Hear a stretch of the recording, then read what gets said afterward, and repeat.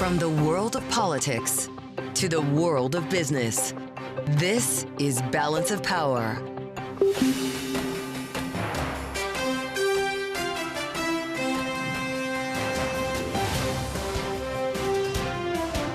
Live from Washington, D.C.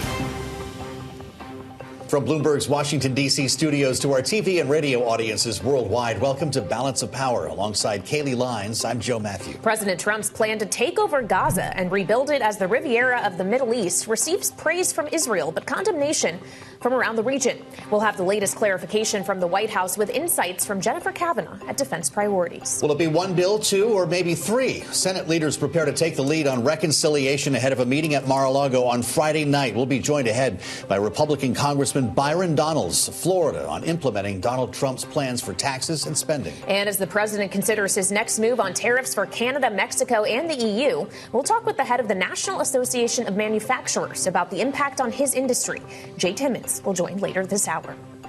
Thanks for being with us on this Wednesday edition of Balance of Power as we have our eyes once again on the White House. As we speak, we understand the president meeting with the governor of California, Gavin Newsom, after having spoken with a lot of different governors, including the one of Texas, Greg Abbott, having them all in attendance for a signing of an executive order this afternoon. Yeah, another crowded day in the East Room. That's where Donald Trump was last night with Benjamin Netanyahu, Israeli prime minister, where Donald Trump rolled out this idea that raised a lot of eyebrows and drew condemnation from a number of world capitals today. The U.S. taking over Gaza as part of a long-term arrangement that would displace more than 2 million Palestinians. Here's what he said.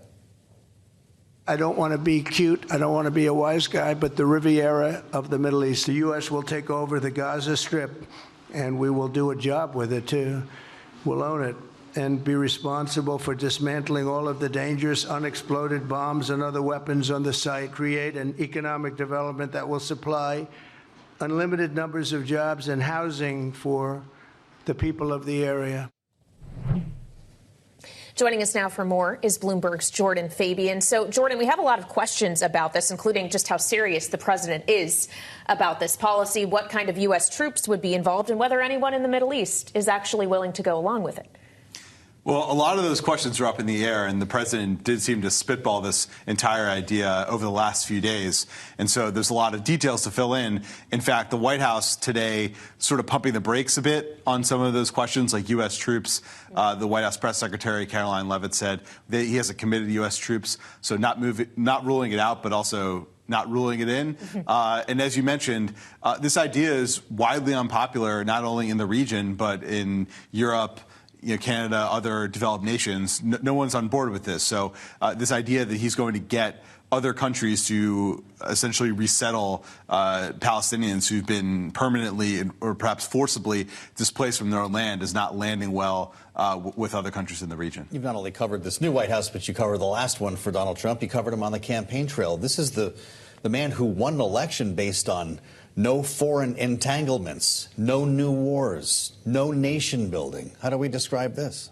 It's a complete reversal. Not only is it a complete reversal of U.S. policy in the Middle East, which called for a two-state solution for the Israelis and Palestinians, it's also a reversal of that promise not to get involved in new foreign entanglements. And the White House really bristled today when pressed on that question about whether she was asked today, is one U.S. soldier's life worth sacrificing for this project? And she sort of cavalierly brushed it aside. But in fact, it was something proposed by the president of the United States. And a lot of these ideas he's throwing out there, like 25% tariffs on Mexico and Canada, retaliatory tariffs on Colombia, do seem outlandish. But in a sense, you do have to take them seriously because they are coming from the president. And so a lot of details, again, left to be filled in. Well, it's nice to have you back on the beat and with us here at the table, Jordan. Thank you. Bloomberg's Jordan Fabian here on Balance of Power. President Trump met with Texas Governor Greg Abbott, as Kaylee mentioned, just a short time ago to discuss his border agenda and more. Joining us now for a closer look, Bloomberg's Texas Bureau Chief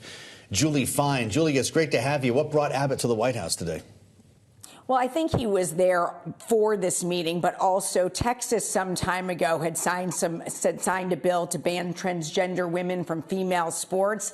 The president doing that today as well. So Governor Abbott attended that bill signing, but he did meet with Governor Abbott as well. And Governor Abbott offered, we found out after when he went out and spoke, he offered 2,400 beds for the U.S. military, 4,000 jail cells.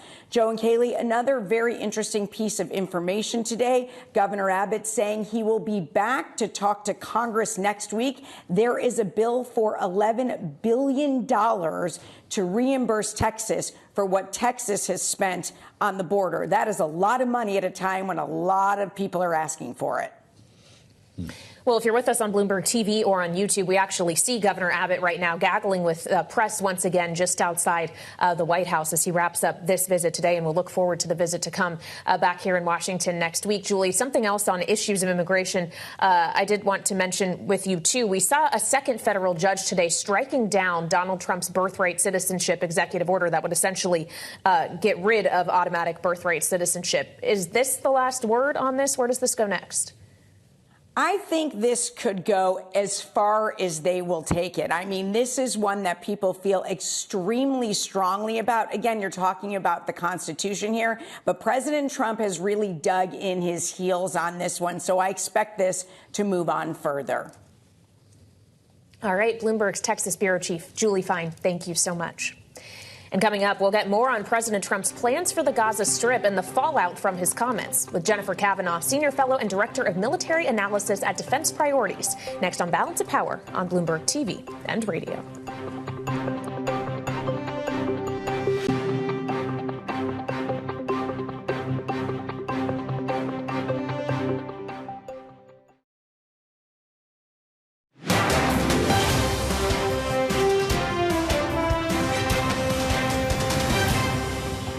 The president has not committed to putting boots on the ground in Gaza. Is the U.S. prepared to remove Palestinians from Gaza by force?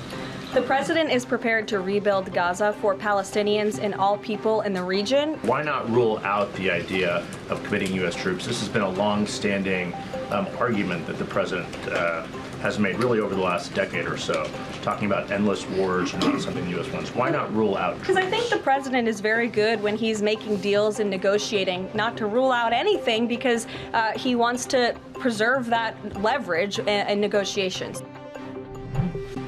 White House Press Secretary Caroline Leavitt addressing President Trump's comments last night about his idea for the Gaza Strip and whether it would require sending U.S. troops to the region, knowing that more than 2 million Palestinians are not necessarily eager to leave. Joining us now, Jennifer Kavanagh, Senior Fellow, Director of Military Analysis at Defense Priorities. Jennifer, it's great to have you back. Thank you for joining us on Bloomberg TV and radio. We have a lot of questions about this. Very few of them were answered today in the White House briefing. Is there a world in which Donald Trump just came up with the answer to Middle East peace? Well, I'm not going to rule out that he comes up with a solution to the challenges that the Middle East has faced over the course of his term, but the plan that he outlined last night was definitely not that solution. There's a number of problems with the plan that he outlined. In addition to the logistical challenges that would be required to actually clear out 2 million people who are living there now, as well as removing Hamas. It's important to remember that although Israel has been fighting a war against them for some time, they remain armed and dangerous. There's the international legal ramifications of forcing people and relocating them. But there's also the bigger question of the resistance in the region and whether or not this would actually be a solution to the conflicts that are raging right now. In my assessment, it just absolutely would not. Moving people and moving Palestinians to other countries is not going to solve what is fundamentally a political challenge that the Palestinians are looking for their own state. Instead, it's just going to basically metastasize it and cause it to spread. It's going to inflame the Arab population across the region, empower Iran, cause local conflicts and dislocation across countries, Jordan, Egypt, and elsewhere. So you're not going to see Israel increase its own security. In fact, it will probably decrease. The region will become less stable. And for the United States, this means that the security challenges and the demands on U.S. military forces would only increase. It wouldn't just be the massive number that would be needed to carry out some sort of relocation and reconstruction of the Gaza Strip, but also the numbers of forces that would have to be deployed elsewhere, likely, to deal with spillover effects. So it's definitely not a solution, and it would really be disastrous for U.S. policy in the region and globally. Well, and as we consider other players in the region that would have to buy into this, as you're alluding to, Jennifer, earlier today we spoke with Natasha Hall from the Middle East program at CSIS, and this is what she had to say about the potential strategy behind the president's comments here in Egypt and Jordan specifically. President Trump is probably trying to push Jordan and Egypt, as well as Saudi Arabia, into accepting far more than they thought they would be willing to when it came to the Palestinian issue. President Trump might also be throwing a bone to Netanyahu's far-right coalition, who have been against the ceasefire from day one. Keeping in mind that the King of Jordan will be visiting the White House next week, Jennifer, do you see them as potentially more malleable to what Donald Trump wants here? Not really. I mean, this has been a lot. The resistance to relocating the Palestinians is a long-standing issue in the Middle East, because historically there have been relocations and dislocations of Palestinian populations, and they haven't gotten to go back to their homes. So this is really sort of a deal breaker, in my view, for Egypt and for Jordan and for Saudi Arabia, and they've made that pretty clear. That they're willing to forego significant U.S. military assistance if that's what it comes to. It also, I think, puts President Trump's regional plans in jeopardy. It puts the Abraham Accords on thin ice. It challenges the fundamental basis of the peace treaties between Egypt and Israel and Jordan and Israel that have been foundational to U.S. policy in the region, and scuttles any plans that Trump has to renew his push for normalization between Israel and Saudi Arabia. So really, this would derail what seemed to be his regional agenda coming in. Surely Donald Trump knows this, right? Surely Steve Witkoff knows this. Should we interpret this idea of taking over Gaza as yet another opening gambit in a big negotiation that will end up making Saudi Arabia feel like it got a good deal? You know, it's possible that they see this as a negotiating play, but you know, it's hard to see exactly where they see this leading. I could see trying to walk a hard line and asking countries nearby to take willing refugees. I could see Trump trying to push these countries to pay for reconstruction and to take a bigger role in Gaza's future. And maybe the plan is to put forth a plan that's so distasteful that the region is able to unite around some other alternative. Maybe that's the play.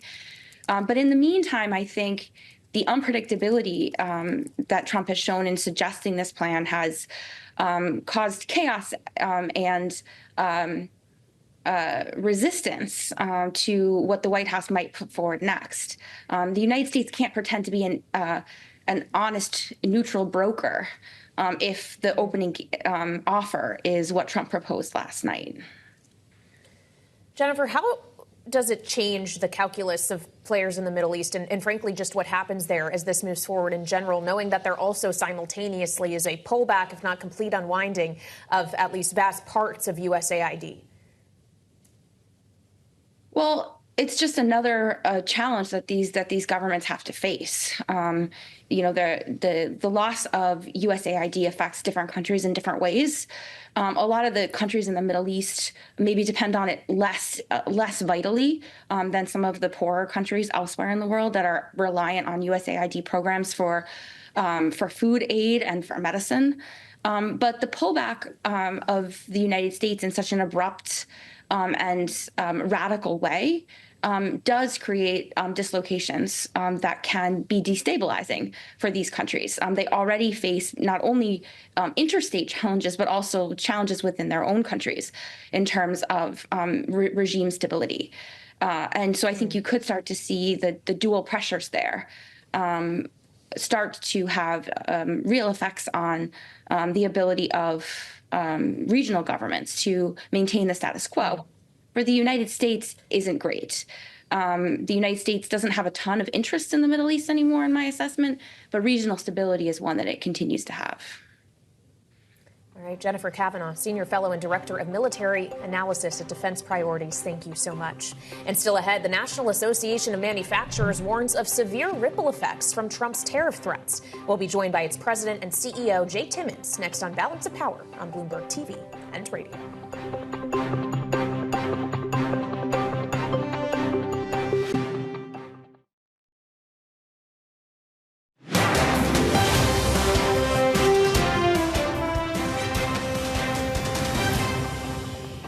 Mr. President, what's your reaction to China's retaliatory tariffs? It's fine. It's fine. We're going to do very well against China and against everybody else. Any update on when you would speak to President Xi? No, we'll speak to him at the appropriate time. I'm in no rush. At the appropriate Do you think that conversation can lend itself to the type of freeze that it meant for the tariffs for Canada and Mexico? We'll see what happens. President Trump speaking yesterday about the retaliatory tariffs from China following his implementation of 10% levies on all imports from the country.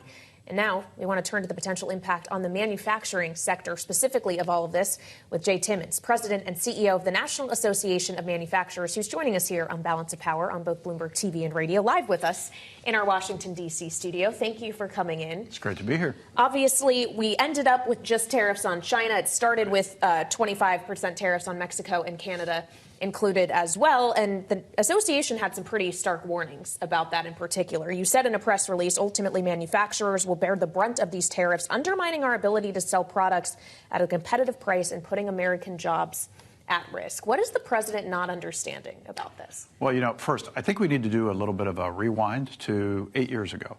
And he called it rocket fuel, and it really was, the tax reforms that were put in place in 2017.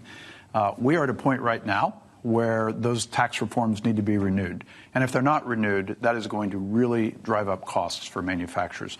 Add on top of that, the regulatory morass we found ourselves in the last 4 years, which added costs. Right now, it's $50,000 per employee per year for a small manufacturer in compliance costs. Those are all costs that can't be put into investment and job growth and wage growth. So if we get that right, then we can start really looking at what I think will be the rocket fuel for manufacturing. Now, if you get to trade and you get specifically to the tariffs that were rolled out early last weekend and then paused, we fully expected that there would be some very strategically targeted tariffs on China for things like intellectual property theft and dumping and subsidization.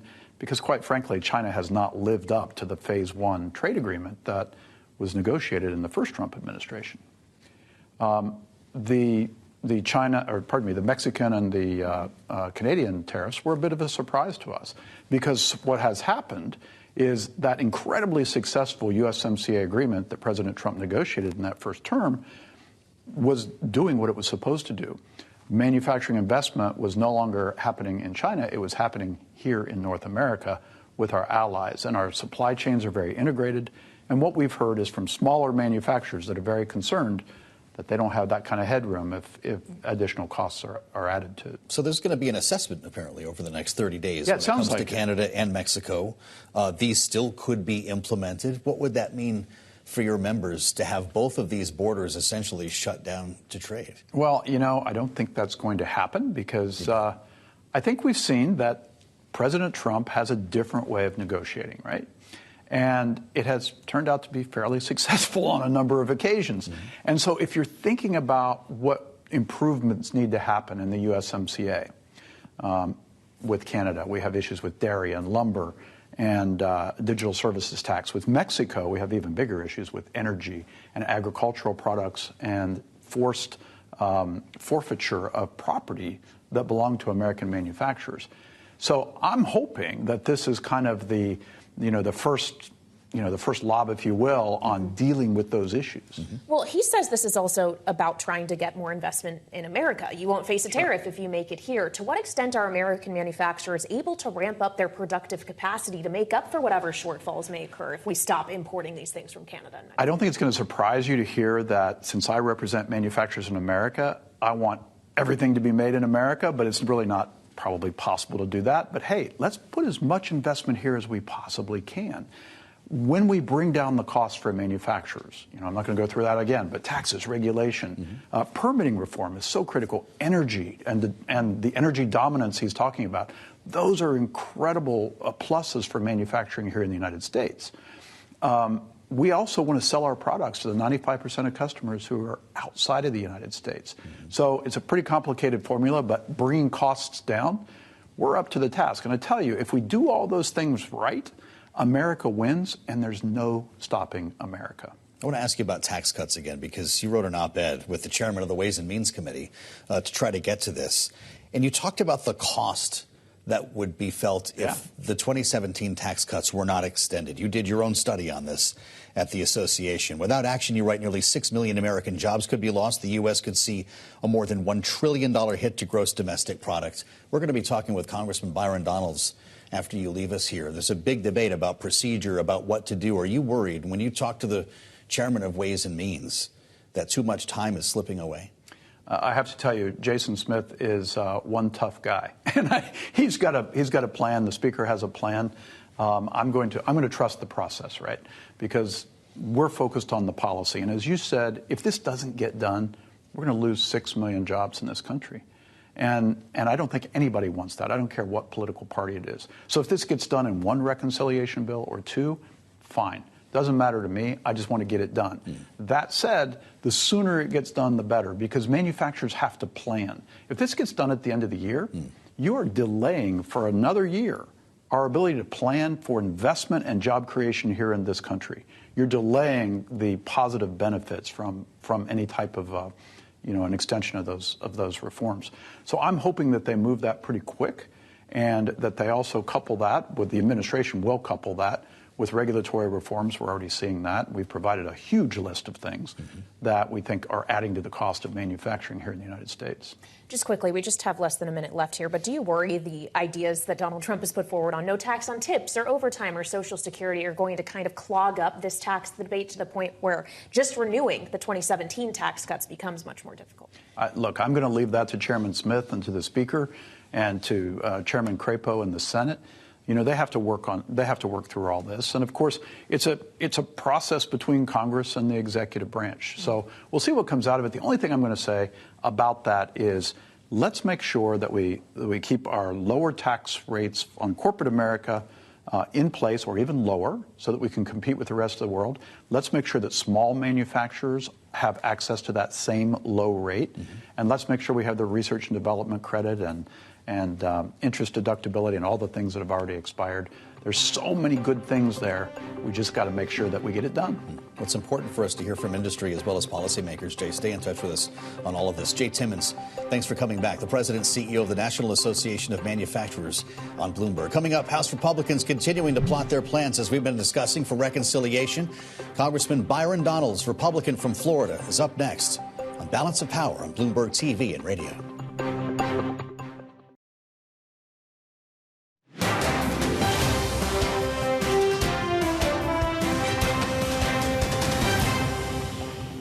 The House is focused on one big, beautiful bill. It's the Senate that continues to say that they're going to do two. But I would just remind all of my colleagues, look at history. It has been 38 years since two different reconciliation bills were signed into law in the same year. We have the smaller majorities in the House of Representatives now than in the history of Congress. Why do we think we can defy those odds is beyond me. Republican Congressman Jason Smith of Missouri, importantly, chair of the Ways and Means Committee, talking this morning here on Bloomberg TV and radio about getting tax legislation through Congress. And with us now, live from Capitol Hill, Smith's House colleague, Republican Congressman Byron Donalds of Florida. Congressman, welcome back. It's good to see you again, as always, on Bloomberg. We usually have pretty straight talks here when you join us, and I have to ask you about reports that you confronted Speaker Mike Johnson in a conference meeting earlier today about moving too slow on the Trump agenda. I don't know if that sounds accurate. You can set the record straight on this, but we just heard from the head of the National Association of Manufacturers, who's expressing concern, along with the chairman of Ways and Means, about time slipping away. Did you make an impression on the speaker today? Oh, I share the concerns about time slipping away. And I think that's why my comments this morning in House conference were so poignant. And it was with the speaker, but also the leader and the rest of the leadership team. decisions have to be made specific to tax policy, and I understand where Jason Smith is, but if you go back to 2017, the House passed 2 budget resolutions. The first was repeal and replace of Obamacare. The second was the Tax Cut and Jobs Act. And the only reason why repeal and replace did not get signed into law is because John McCain famously went to the well of the Senate and gave the bill a thumbs down. If it weren't for that, both of those resolutions would have passed that year. So my view is very clear.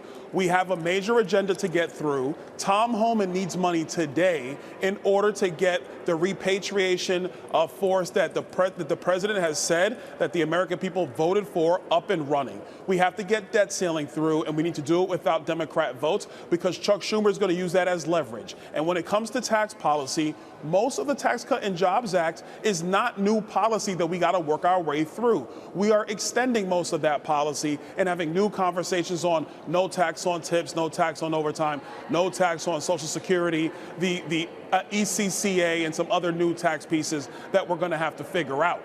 But the political lift is not in explaining the policies, it's moving it through the 2 chambers. In my view, 2 bills is the way to go at this point. So does President Trump now need to come out and say, well, he initially supported one big, beautiful bill or said that he doesn't care either way as long as it all gets done? Does he need to put his foot down and say 2 bills, that's the strategy, go? Well, and I think this is to the broader point. President Trump is doing everything he can from the Oval Office. They are moving at breakneck pace to unwind so much of the damage from Joe Biden. So it's incumbent upon House leaders and House members to work through the nuts and bolts of this policy. We don't need the president to come in and weigh in on it to give us a blessing to move forward. We need to put together our deals, put together the contours on mandatory spending cuts and reforms, what the tax policy is going to be, and all the other pieces, how it's going to be sequenced, and then bring that to the White House and say, Mr. President, here's how we're going to get your agenda through. If every single step is we have to get an okay, it's going to get bogged down in this building. And knowing President Trump, what he wants to see is action and us to deliver. Coming back to get an okay on every single step, I don't think that is what he's looking for. He needs the House to respond. And quite frankly, if the House doesn't start making decisions, the Senate is going to make those decisions.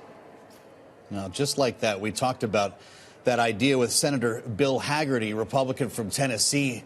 Congressman, I don't want to get bogged down in procedure, but that's kind of where we are. The idea of the Senate jamming the House, here's what he had to say. We know the American public expects us to address the tax package, and we're going to do that. We have a number of other issues that we're trying to address at the same time. How we do it from a process standpoint, I'm much less concerned about. I think the concern is that we get it done quickly, that we get it done efficiently, and I'm optimistic that we will get it done. Despite the procedural back and forth between the House and the Senate, we're going to get it done, and we're very focused on it. If speed is of the essence here, Congressman, we know Senate leaders are going to be at Mar-a-Lago on Friday night. Maybe you will be there, too. Would you be open to the Senate grabbing the ball and running down the field with this now? Look, I want the House to go first. Let me be clear. I think we should go first. The Senate is focused on getting the confirmation process done for President Trump's administration, and we need to make sure they don't have distractions from that. And to Senator Hagerty's point, who I do agree with, we are now to the point where you have to make those process decisions, which is why I'm very clear. If you go to a 2-bill strategy, you can move border, you can move defense. In my view, you can move debt ceiling. You can do stuff on regulations with the REINS Act. Get that done in the first package. We can get that to the president's desk before the State of the Union if everybody starts moving in both chambers. And then it gives us the time to understand all the contours of tax policy, get that settled with energy policy and with the mandatory spending cuts that a lot of members on Capitol Hill, both House and Senate, want to see occur. And let me be very direct with the American people. The contours of this debate about budget reconciliation aren't about the policies. It's about the mandatory spending cuts and reforms that must occur. Joe Biden massively expanded mandatory spending. The nation cannot afford this. And if you want to get inflation out of our economy, if you want to stabilize prices for the American people, you have to address massive government overspending. That is critical to this getting done. And we need time to get to that, which is why you got to do a 2-bill strategy, get some of the key things to help the president get his administration rolling while we go through tax and spending to land that plane. And we can get all that done by September, have the tax cuts extended, and then move on to a prosperous America. Congressman, what will the role of Elon Musk be in this? And I guess what is the appropriate role for Elon Musk, considering he was not democratically elected to legislate and appropriate like you were in the House of Representatives? Oh, well, look, I think Elon's position is quite similar to John Kerry's position in the previous administration. John Kerry was flying all over the world, basically negotiating on behalf of the United States, and he wasn't elected to anything. There been a very long time since he was elected. But he wasn't trying to dismantle entire agencies and cut and you're exactly right. Spending. No. And let's be clear. What he was trying to do is massively increase spending past what Congress wanted to do. That's what he was doing. So we are very clear that on Capitol Hill, we have been wasting money every single year. Last year, there were $250 billion worth of improper payments that left the federal treasury. Over the last 2 decades, that number is $3 trillion in improper payments that have gone out the door. The American people have had to borrow that money. They are being taxed on that money, but it should have never left our coffers. So if it takes Elon Musk and other people to actually look at this, scale down the federal government so the people who truly need services are getting the services that they need, then it's all for the better. What the Democrats are doing is they're just lashing out because now people are actually looking under the covers of the wasteful spending they have allowed to continue for decades in the nation's capital. I understand your position on that, Congressman. Some folks, though, seem to be concerned about the idea that Elon Musk suddenly has access to every taxpayer's personal information. Is that something that your constituents are comfortable with? First of all, let's back up. That's not true. Yeah. Elon has access to how we spend our money. That is not true. That is hyperbole. Those are false narratives and fake news, which unfortunately gets into media far too often from the Democrat side of the aisle. Elon but doesn't he have access to the Treasury payment system? He's looking at how all of the systems work, but he doesn't have command and control access. That is simply not true. And furthermore, there is nothing he has read-only access. He can see our Social Security numbers and so forth, right? Let me be clear. There is nothing he can do without approval from either the President of the United States or with respect to members of Congress voting for it in legislation. But let's also be very clear. Let's not act like the United States has been able to pass audits every single year. That is not the case. So you got to have somebody who understands how to reorganize organizations and get them to be lean and efficient. And that's what Elon is doing. The vitriol and the misnomers and the mischaracterizations and the talking points from the Democrats are just that, talking points. But they were in control in Washington really for 16 of the last 20 years. Look at what they have done. I think they need to sit down and take a beat, figure out how they're going to organize their party. We're going to take it from here. We're going to make sure that we get this government organized in the most efficient and proper way. Well, and obviously Congress, when looking at the government as a whole, does play an oversight role. You serve on the Oversight Committee, Congressman. Should Elon Musk have to sit before you guys and answer questions? It actually came up in oversight hearing today, and I think Chairman Comer said if the Democrats had called Elon as the minority witness, he probably would have come and sat there and gone through the litany of abuses that occurs throughout the federal government, and they're just getting started on uncovering all this stuff.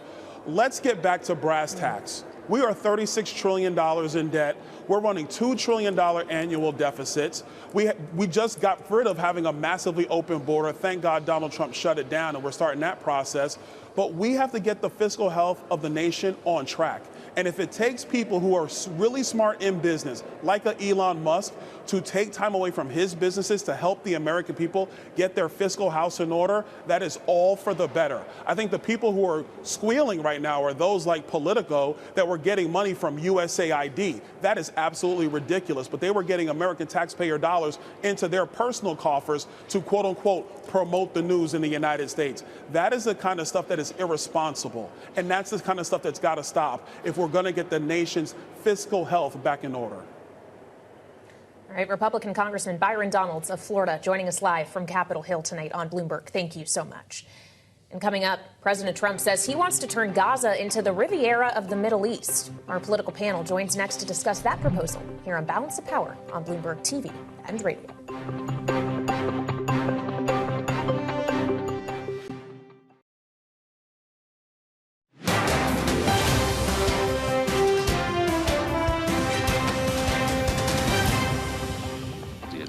announcement yesterday, I think, was greeted by surprise by many, but cheered by, I think, people all around the world. Why? Because that area is so dangerous, and he's taking bold, decisive action to try to ensure the peace of that region. If you leave Gaza in its current form, there's always a risk of another October 7. There's always a risk of proxies of Iran, all these terrorist organizations, whose openly stated goal is to eliminate Israel as a state.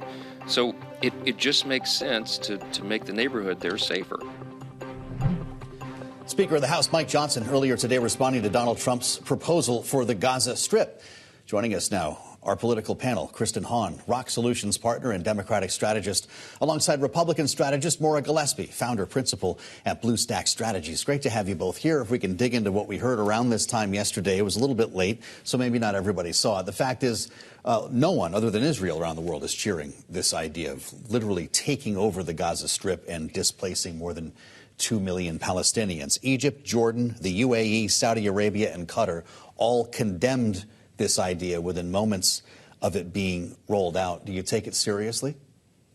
I mean, I think you have to take whatever the President of the United States says seriously. But it's not just them. It's, I mean, several of our allies in Europe who have voiced displeasure with what the president is saying. I mean, he makes these very overarching statements, and you're talking about displacing millions of people. And I think he's probably thinking of like a resort that he could build. Like, it's such a beautiful area. We could just start. How do you tactically do that? And you're displacing people who go back to this place. It's their homeland, right? So to think he can just, take 2 million people and displace them from their country is not just irresponsible. It's bad. It's bad for the United States. Well, and even questioned if the redeveloped Gaza would be for Palestinians. He said he envisioned it as being for the world people. Maura, I mean, when we think about Marco Rubio and others in Congress who, in theory, would have thoughts about this, is anyone going to fall in line behind this plan? Well, what I'm most concerned by is who did he run this idea by before he made that announcement during his meeting with Netanyahu?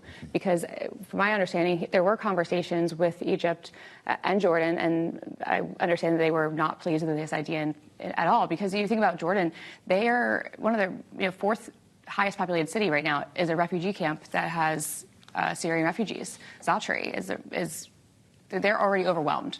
They're pretty strapped, and taking on another million people when they've already, brought in so many. I think that the dream, Abdullah has probably expressed those concerns to Trump. And do they fall on deaf ears? I think that's a concern. I think Marco Rubio could have been part of this conversation. He's already proven to show that he's got the chops to do this job, and why not bring him in and have a conversation? That's my concern basically with the Trump administration right now, is just Trump himself going out and saying these things without having real conversations with his team that he needs to be having. Well, the White House couldn't answer most questions about this idea today. But look, he exacted concessions from Canada and Mexico with the threat of a tariff. Does the threat of something like this bring Saudi Arabia to the table with Israel? Will we be saying this was a master stroke 6 months from now? I mean, I would say he exacted concessions from Canada, Mexico, and some of the things that the Biden administration had already negotiated, and he claims victory. Troops on the border, for instance? I mean, he's unhinged, and I don't mean that I mean that seriously. I mean, the rest of the world is worried about what he's doing. What kind of impact is that going to have on world leaders and how they deal with the United States of America is one thing.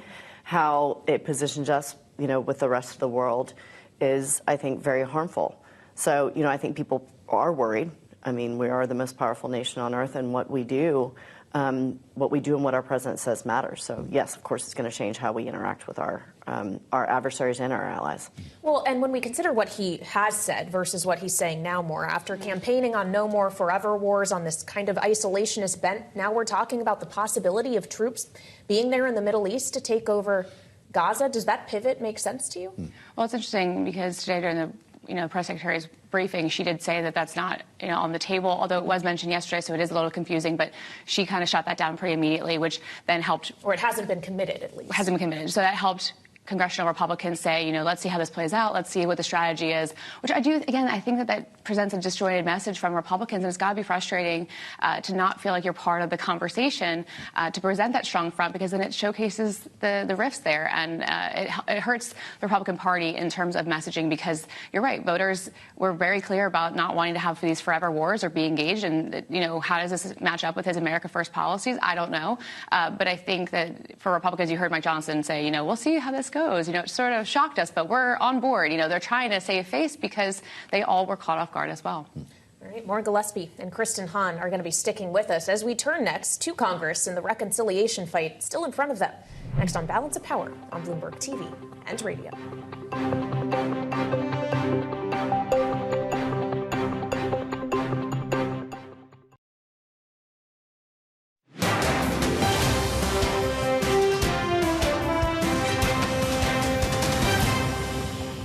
We have factions within our conference who have various agenda items, but the bottom line is this.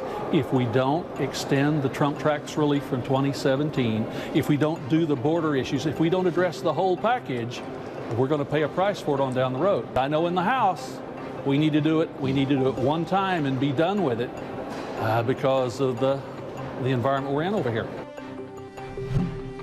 Republican Congressman Frank Lucas of Oklahoma on the early edition of Balance of Power today, making his pitch for why the House should focus on one reconciliation bill. Back with us is this evening's political panel, Kristen Hahn and Maura Gillespie. The congressman then went on to tell Joe and I, guys, that it could be one bill, it could be two, maybe it could even be three. Should we not have a firmer idea of this by now, Kristen? Does this bode well for the legislative ambitions of a Republican-controlled Congress? It's interesting because I was listening to the congressman you had on before, and Byron Donalds, and Frank Lucas. And Frank Lucas has been around for a very long time, and I think he probably knows you got one bite at the apple. I mean, the more times you try to do this, the more difficult it becomes. The reason why he's called it the situation in the House. The situation in the House is a very, very narrow majority. Everybody talks about this massive mandate. It's not that massive if you've got only a couple votes. So I think you've got a lot to do, and you're not going to have any Democratic votes to do it, or very few. I don't know if you have three reconciliation bills in you. The Washington Post is reporting that leadership may consider a budget resolution that would allow up to $5.5 trillion in net primary deficit increases.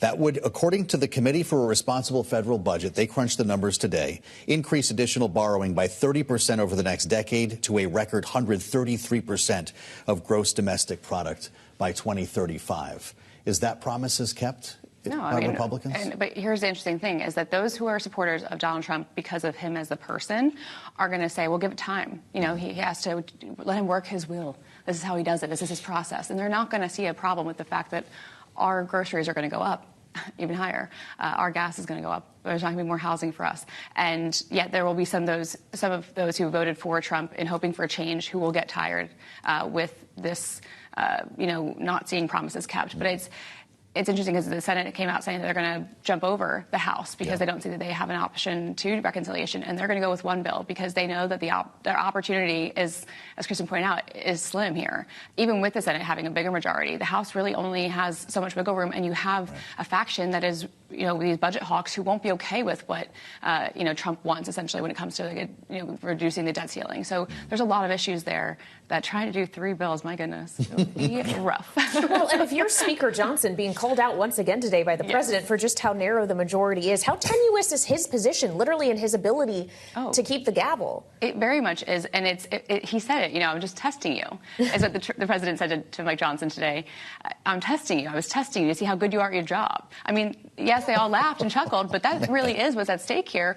And knowing that he only has currently one seater and may only have two going into this budget vote, that's a real problem when you have, like I said, at least 15 to 20 members who are pretty adamant about having pay-fors when you make any, talks about adding things to the budget. So it's a problem. All the while, Hakeem Jeffries says, call me when you need me. Yeah, I mean, the interesting thing is, we're talking about funding the government. It's not just right. The budget, funding what you need, for reconciliation, then how it all gets parsed together, but funding the government, raising the debt ceiling, all of these things, traditionally, the Republicans have needed Democratic votes.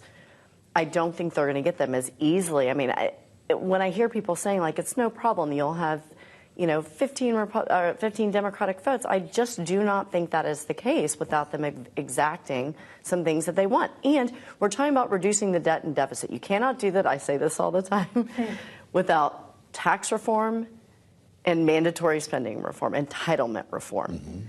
And that's not being addressed, and certainly the extension of the Trump tax cuts it adds to the deficit. Right. Speaking of promises made, no one wants to touch those. No, 10-foot pole. Kristen Hahn, Maura Gillespie, great conversation. Two veterans of the House with a reality check for us this evening. Check out the Washington Edition newsletter. If you want the latest on reconciliation, taxes, and tariffs, you can find it on the terminal and online. And you can find us back here tomorrow, right here on Bloomberg TV and radio.